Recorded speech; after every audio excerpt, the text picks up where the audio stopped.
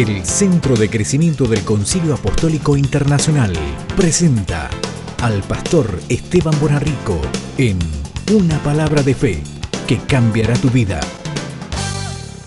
Este domingo pasado Dios habló tremendamente y estuvimos hablando sobre cómo reconocer cuando estamos bajo ataque espiritual, cómo identificamos o cómo reconocemos. Y realmente a veces uno por cuestiones de tiempo no puede explayar mucho más o desarrollar más en la misma reunión un tema, y a veces es necesario ir continuando. Y el Señor puso en mi espíritu hablar hoy sobre, el hermano Segovia lo habrá escuchado en Godecruz, este mensaje, un muerto en el placar. Un muerto en el placar. Pastor, ¿qué está hablando usted? Quédese hasta el final y ya va a ver, y si no le devolvemos la entrada, ¿amén? Si no le gustó la película, le devolvemos la entrada. Un muerto en el placar. Y yo voy a basarme en la historia de Jonás, capítulo 1. Y todos conocemos la historia, no voy a dar lectura porque es largo, pero todos lo conocemos. Jonás, profeta menor, Dios le da una orden sobre ir a predicar un lugar, todos conocemos la historia, desobedece.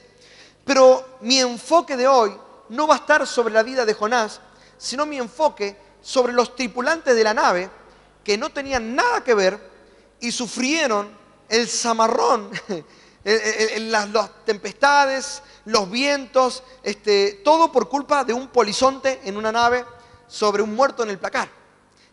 Cuando uno vulgarmente dice un muerto en el placar, es cuando uno tiene un error, algo escondido, algo que no quiere ver. Algunos dicen por ahí, che, esta foto escondela que no quiero que nadie la vea. Este es un muerto en el placar que tengo yo, mirá cómo me vestía, mirá cómo me peinaba, ¿no? Entonces uno le llama un muerto en el placar a esas cosas que uno no quiere mostrar, a esas cosas que uno quiere dejar escondidas ahí, porque no está dispuesto a cambiarlas, a revertirlas. Y el Señor me ha exhortado mucho, porque déjeme decirle que un gran año comienza, y ante un gran año o una gran promoción o una gran bendición de parte de Dios para nuestra vida, vienen grandes desafíos y grandes luchas. Y el enemigo, aunque parezca un discurso, una frase hecha, de verdad es que está atacando permanentemente nuestra vida. Entonces uno debe velar. Claro, hemos vencido, pero hasta Jesús mismo le dijo a Pedro, oren para que no entren en tentación, para que no caigan en tentación. Amén. Entonces uno no puede bajar la guardia nunca.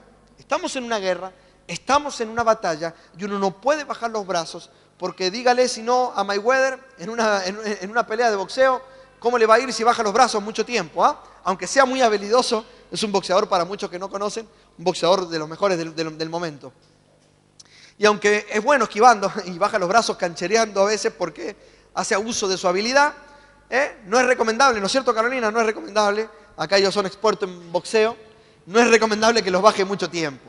En la guerra debemos saber que existe tal guerra y contra quién peleamos. Este hombre se levantan estos muchachos a trabajar un día de mañana, viene su esposa, le hace el desayuno, toman el café, se van a su trabajo, agarran el bolsito, le dicen, negra, nos vemos a la vuelta. Salen a trabajar, se suben al barco. Che, ¿cómo te fue anoche? Bien, ¿qué tal el partido? Buenísimo, subamos, preparan las cosas de la tripulación, la nave, los aparejos de la nave, un día soleado, espectacular, sube la gente, emprendamos el viaje, que mañana nos vemos y nos comemos un asadito en el camping cuando volvamos. Perfecto. Salen los muchachos y se van rumbo al trabajo. Un día común, un día normal, una rutina, nada malo habían hecho, y de repente comienza a haber una tormenta inexplicable. Comienza a sacudirse el barco para todos lados. La tripulación de la nave no sabía qué estaba pasando, no sabían qué hacer al respecto. Por unos minutos, yo quiero que usted imagine el cuadro en mente, porque hay algo importante que quiero hablar hoy, porque debemos identificar las luchas del enemigo, debemos identificar los polizontes dormidos, debemos identificar los muertos en el placar que hay en nuestra vida para erradicarlos de nuestra vida. Yo hablé hace un tiempo sobre si se humillare mi pueblo. Y yo enseñé que habla de 4 cosas, 4 principios. Si se humillare, habla de humillarse. Me busca, ora, pero dice, abandona las malas costumbres. O sea que la humillación, la búsqueda y la oración no te exceden, no te quitan tu responsabilidad de abandonar y tomar decisiones en tu vida. ¿Me explico bien? Uno ora, uno intercede, uno busca, pero hay decisiones que Dios espera que tomemos nosotros. Eso está en nuestras manos. Esta gente se levanta a trabajar y de repente todo se sacude, de repente todo salía mal. De un día para el otro sus vidas se desmoronan. El barco representa nuestra vida. El barco representa nuestra vida. Jonás representa el pecado y las relaciones, dijera un pastor, Bernardo Stamatea, relaciones tóxicas. Las relaciones que no son de bendición para nuestra vida. Jonás sube al barco, la tripulación comienza el barco a estremecerse, de repente un día tu hija se enfermó, todo comenzó en crisis, este domingo hablábamos, tu matrimonio, tu economía, todo comienza a tambalear. De repente decimos, pero ¿cómo puede ser, Señor? Si yo vengo haciendo todo bien, yo me estoy congregando, yo estoy orando, yo estoy en cada área o disciplina espiritual, estoy haciendo las cosas bien. ¿Cómo puede ser justo que por Jonás el barco comenzara a tambalear de un lado para el otro si los que trabajaban en el barco no tenían nada que ver? ¿Estamos aquí? ¿No parece injusto? Parece injusto. ¿Usted me quiere decir, pastor, que a veces mi vida va a andar mal porque estoy con gente que no me bendice? Sí. Que estoy con gente que abro la puerta a personas que están maldiciendo mi vida, que parecen inofensivas, pero que en realidad usted dice que por ellos a mí mi vida se está estremeciendo. Sí. ¿El barco se zamarrea? Sí. Porque debemos identificar los polizontes dormidos. Número 1, diga conmigo: no dejaré entrar a Jonás a mi barco. Jonás, dice el verso 3, Jonás se fue pero en dirección a Tarsis. Jonás simboliza la desobediencia, es decir, el pecado. Y no es darle un palo a Jonás, porque de hecho Dios tiene misericordia, y Dios quería enseñarle algo a Jonás. Jonás no era desobediente por deporte. Jonás se había ensañado con el pueblo de Nínive y no quería que Dios los bendijera. De hecho, el final de la historia del libro de Jonás dice: yo sabía que eras un Dios clemente, compasivo, tardo para la ira y que no los ibas a destruir. ¿No le ha pasado que a veces no quiere bendecir a alguien y quiere que le caiga un rayo encima? No me lo conteste, por favor. Acá no hay, gracias a Dios. Jonás le pasó lo mismo. Lo mismo que nos podría pasar a nosotros. Pastor, ¿tengo que orar por mi suegra? Y sí, tiene que orar por tu suegra. Alejandro, vos no podés decir nada. Tenés cerca acá la vigilancia, no puedes decir nada, por favor. Tiene marca personal acá cerca. Yo no está, así que yo puedo decir tranquilamente. Me hago el macho ahora. Pero sí, pastor, ¿tengo que orar por esta persona que no me cae bien? Sí. Pastor, pero que mire que sí. Ahora, Jonás, ese pueblo de Nínive eran corruptos, violadores, asesinos. Probablemente habrían abusado de amigos de Jonás, del pueblo de donde era Jonás, y Jonás ya tenía algo personal. Simplemente fue eso. Pero en esta historia yo quiero que nos pongamos del lado de la tripulación. Y Jonás para la tripulación es un pecado, un hábito oculto o una relación que no nos está bendiciendo y todo lo contrario, está drenando tu unción. Yo lo he vivido hace mucho tiempo, he vivido eso y no entendía por qué cosas estaban sucediendo en mi vida. Me tocó vivir un tiempo en los Estados Unidos, viví un año y no lo sabía, dejé entrar personas que aparentaban buenas, pero gracias a Dios pude identificar que todo estaba yendo mal porque esas personas estaban ejerciendo un poder negativo sobre mi vida. Pastor, ¿cómo puede ser? Sí. Jonás entra a tu vida, el pecado o el hábito oculto o comportamientos o situaciones de la carne que no podemos entregarle a Dios o relaciones que no nos bendicen, entran a tu vida y comienzan a hacer temblar o sacudir tu barco. A causa del pecado, su barco, su vida comenzó a desmoronarse.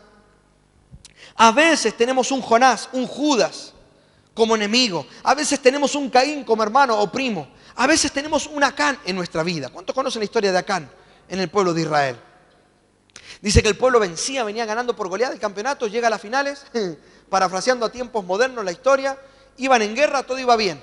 Y de repente una ciudad ínfima no la pudieron ganar porque Acán, una persona, tomó del anatema. Una persona en el pueblo, una persona pecó. Y el pueblo, murieron 36 soldados en esa batalla a causa de Acán. Una sola persona. ¿Estamos aquí?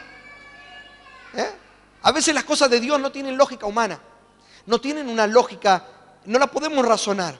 A Dios simplemente se le cree, a Dios simplemente se le sigue y se le obedece. Por eso es que el reino de los cielos no es una subcultura, sino que es una contracultura. ¿Estamos aquí? El reino es una contracultura y a veces tenemos aún acá en nuestra vida que debemos erradicar. Es decir, cuando creemos que vamos bien, que aparentemente estamos haciendo las cosas bien y de repente todo comienza a caerse, a desmoronarse, a salir mal, es cuando debemos hacer una revisión de nuestro placar y quitar a Jonás de nuestro barco. Ahora, fíjese el verso 5, lo que dice del capítulo 1 de Jonás. Los marineros aterrados y a fin de aliviar la situación, comenzaron a clamar cada uno a su Dios y a lanzar al mar lo que había en el barco. Jonás, en cambio, que había bajado al fondo de la nave para acostarse, mira vos el más pancho, ¿no? Ahora dormía profundamente. La gente de la tripulación no sabía qué pasaba. Entonces comienzan a decir, acá pasa algo. Bueno, cada uno órele a San Expedito, vos a San Cayetano, yo me voy a la difunta Correa, cada uno, ahí uno no va a hacer caso. Cada uno comenzó a orarle a su Dios y comenzaron a tirar cosas de la nave, del barco, para ver si ese era el problema. Mientras el polizonte estaba lo más pancho dormido con las pantuflas abajo en el barco. Estaba durmiendo, estaba tranquilo y ellos estaban cada uno clamando a su Dios. Esto tipifica que en tiempos de desesperación o cuando el viento azota sobre nuestra vida, actuamos a veces en manera desesperada en lugar de buscar dirección divina. Otros dioses tipifica buscar consejo en gente que no tiene a Dios. Otros dioses tipifica desobedecer a tu pastor donde quiera que te congregues. Otros dioses tipifica hacerlo a tu manera. Dijera Luis Miguel o Frank Sinatra, a mi manera, ¿no? Lo voy a dejar así nomás, no lo voy a cantar. A mi manera. Otro Dios tipifica, no, pero no hacerse cargo y no ir a la fuente que es Cristo. Hay un solo Dios, hay un solo hombre, hay un solo abogado que tenemos para con el Padre, que es Jesucristo de Nazaret. No hay virgen, la virgen es buena, pero no nos salva. Jesucristo es el único camino, vivo y abierto al Padre. Amén. Cuando estás en crisis, tenés que buscar de Dios. No hay otra. La temática en la consejería siempre suele ser muy parecida, ¿no? Buscar de Dios. Y a veces es aburrido. Y a veces uno quisiera, como pastor, se siente impotente. Y quisiera decirle, bueno, por el poder de Grayskull, tu poder desaparece, ¿no? Uno quisiera hacer un acto de magia y decir que desaparezca el poder. Pero no es así. No funciona así. Jesús decía, tu fe te ha sanado. Tu fe. Es tu fe. Es tu rodilla. Es tu búsqueda, es tu oración. Uno quisiera, uno ora, uno intercede, uno lo acompaña, uno da palabras de aliento, uno da palabras de exhortación para que puedan tener fortaleza en los tiempos de crisis. Pero en la tormenta, en la crisis, al contrario de alejarte, lo que más tenés que hacer es buscar de Dios. No actúes en desesperación. Esta tripulación actuó desesperada y no se daban cuenta que el polizonte estaba en la nave. Y a veces se nos escapa la tortuga, como dice por ahí el dicho popular. Buscamos donde no es el problema, cuando en realidad hay un pecado, hay algo que sabemos que tenemos que eliminar. Hay personas con las que sabemos que no tenemos que estar, pero estamos estirando la decisión. Estamos estirando, lo estiramos y lo estiramos porque no nos animamos a tomar esa determinación. ¿Cómo hacemos, pastor, para alejarnos de esta persona? Me da cosa. Se va a ofender. ¿Qué se va a ofender? Si querés que tu barco siga estremeciéndose de un lado para otro, es tu problema. Pero debemos reconocer, los marineros comenzaron a tirar las cosas. Esto me da el pie para el punto número 2. En 10 minutos quiero concluir. Número 2, reconoce a tu Jonás. Dijimos que no tenemos que dejar entrar a Jonás a nuestro barco. Y número 2, debemos reconocer a nuestro Jonás. Cuando comenzó la tormenta, entraron en desesperación. Y en la desesperación es cuando le oramos al Dios equivocado, es cuando tiramos lo que no tenemos que tirar, nos fijamos en lo que no tenemos que fijarnos, mientras el pecado, como decía, duerme en el fondo del mar. Mire, el pecado tiene una peculiaridad muy suya. El pecado es insidioso. ¿Qué es insidioso? Insidioso es malicioso o dañino, pero de apariencia inofensiva. ¿Me explico bien? El pecado es insidioso, viene vestido de algo bueno, aparenta ser algo bueno, pero que en realidad, en su esencia, es dañino. Y vemos un ejemplo en una historia maravillosa en 2 de Samuel 12. Vamos, anótelo nomás, no voy a dar lectura, voy a explicar. El pecado suele camuflarse y esconderse en lo más profundo del corazón. Y es muy fácil, por tendencia, ver el error o el pecado en el otro y no verlo en nosotros. Siempre es más fácil ver que en la casa del vecino está sucia, que en la casa del vecino hacen ruido, que en la casa del vecino no podan el árbol, que en nuestra casa no miramos nunca. Siempre es más fácil. Y en 2 de Samuel, capítulo 12, David viene de haber pecado, ¿no? Todos conocen la historia. David viene de haberse acostado con la mujer del hitita, del encargado del ejército, de un soldado fiel, recto, honesto, que estaba al frente de batalla. Y David se allega a esta mujer queda encinta. Para tapar todo el papelón, llama al hombre para que pueda llegarse a su mujer y quede todo ahí. Sigue embarrando la cuestión David. Y todos conocemos la historia. Como este hombre estaba en guerra y no se sentía bien. Al hacer eso, este hombre se va al campo de batalla y David lo envía con una nota cerrada y esa era su sentencia de muerte. Lo enviaba al frente de batalla para ser asesinado. David cometió un pecado tremendo, premeditado, un pecado uno tras otro, metía la pata en lugar de corregirlo en el momento, seguía equivocándose. Ahora, viene el profeta viene el profeta Natán, enviado por Dios, porque David no se daba cuenta de su error, evidentemente, y alguien se lo tenía que decir. Y viene Natán y le empieza a relatar una historia, que en tiempos de hoy sería algo así como, ¿sabes, David, que había un hombre por allí que tenía una flota de autos? Tenía Mercedes, tenía Lamborghini, tenía BMs, tenía unas motos pisteras, modernas, lujosas. Pero había otro hombre por allí que tenía un Fiat 600 que lo lavaba, lo tenía bonito, impecable, lo cuidaba siempre, lo lustraba, era su único auto, lo amaba, lo cuidaba, era su único medio de movilidad. Y este hombre que tenía una flota de autos lujosos fue y le arrebató el único auto que tenía a este otro hombre. Usted dirá, ¿qué Biblia leyó el pastor? Estoy poniendo otro ejemplo. Ellos lo ejemplificaron con animales. Este hombre tenía animales y ganado y todo bello, todo, y el único animal para hacer el banquete que tenía este hombre, el rey se lo quitó. David salta como todos nosotros los cristianos, ¿no? Cristianoides. Salta y dice, habría que matarlo a ese hombre, tienen que sentenciarlo de muerte. Y Natán le dice, es que ese hombre eres tú. Ese hombre eres tú. David no se daba cuenta en la historia de que el protagonista de la historia era él. ¿Y cuántas veces a nosotros nos pasa? Que vemos siempre los errores del otro, siempre vemos lo que hace el otro, pero no podemos identificar que en nuestra vida a veces hay cosas que debemos resolver. Gracias a Dios por su gracia, gracias a Dios por su misericordia y porque Él dijo, si confiesas tu pecado, Dios es fiel y justo para perdonarnos. Aleluya, aleluya. Lo maravilloso de esto, fíjese, que después de David reconocer esto, Dios se enoja grandemente y le empieza a relatar, lea esta historia porque es maravillosa, y le empieza a relatar una serie de maldiciones que le iban a acontecer a David. Dijo, en tu familia va a haber guerra, va a haber esto, va a haber lo otro, hasta que David se arrepiente, confiesa su error y Dios lo perdona. Eso es lo maravilloso de Dios. Dios se enoja cuando alguien premeditadamente no reconoce su error, pero al momento de reconocerlo, vemos los salmos de David, cómo David buscaba de Dios tremendamente y Dios restauró la vida de David. Amén. Pero debemos ver el error en nosotros. Y el problema principal del pecado es que es muy difícil detectarlo en uno mismo, aunque es muy fácil reconocerlo en los demás. Yo quiero hacer una oración especial esta noche.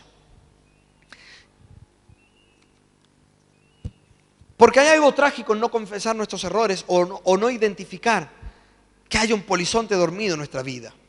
El simple hecho de que haya un pariente, un familiar en tu vida que está drenando tu paz, que está robando tu alegría, tu armonía, una amistad que cuando viene comenzás a inquietarte, comenzás a irritarte, no podés controlar tu emoción, parece que el espíritu se volara. Diría un pastor por ahí, se vuela la paloma y vienen los buitres. Porque hay un poder. Como el domingo mismo hablaba, que para identificar cuando estamos bajo ataque, para salir debemos saber que fuimos construidos para soportar las tormentas y que no tenemos que menospreciar el poder del compañerismo. Porque en la iglesia, cuando estamos ante el compañerismo, gente saludable, de fe en Dios, que nos exhortamos los unos con los otros, hay un poder tremendo. Al contrario, de manera inversa sucede si nos relacionamos con gente que está drenando nuestra unción. Y a veces nuestro barco, nuestra vida va todo bien, nos levantamos una mañana como estos marineros, trabajando, y de repente por el simple hecho de que se les escapó, se le coló un polizonte, se le coló el mosquito, se le coló a una persona algo que no era de bendición para su vida. El barco comenzó. Ahora, número 1, fíjese que la tripulación, dice la historia, que arrojaron a Jonás del barco. Y suena chocante, ¿no? Pero ¿cómo puede ser?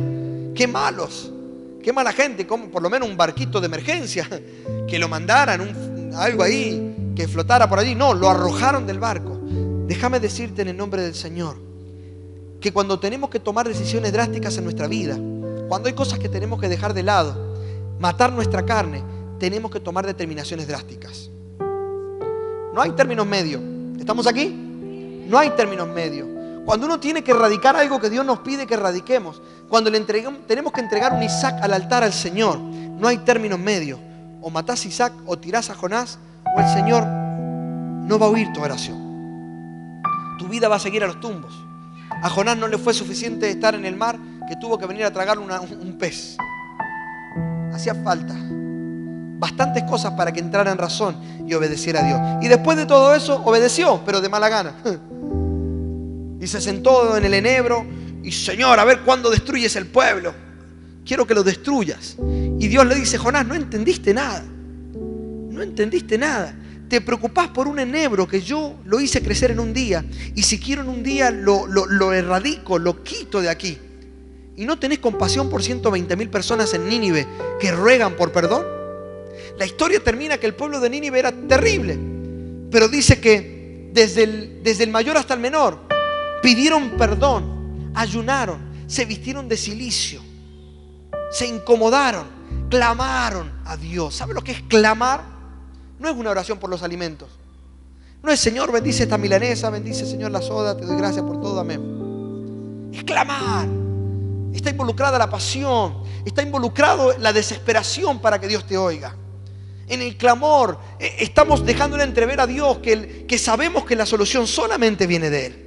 Un pueblo corrupto, asesino, violadores, de todo lo peor, cambió, y Dios cambió su sentencia, la revirtió, porque se determinaron a creer. Y Dios le dice: Jonás, a Jonás también se le escapó la tortuga. Yo te perdoné a vos, te di una segunda oportunidad, te hago una sombra, te me quejás porque la saqué, y no querés que este pueblo, 120.000 personas, no vale la pena perdonarlos. Lo maravilloso de esto es que con esto nos deja entrever el corazón de Dios como Padre. El amor de Dios es algo que no tiene explicación. Pueden venir miles de teólogos a tratar de explicarlo, pero se experimenta, se vive, se siente, se revela por medio del Espíritu. El amor de Dios no termina, no se agota.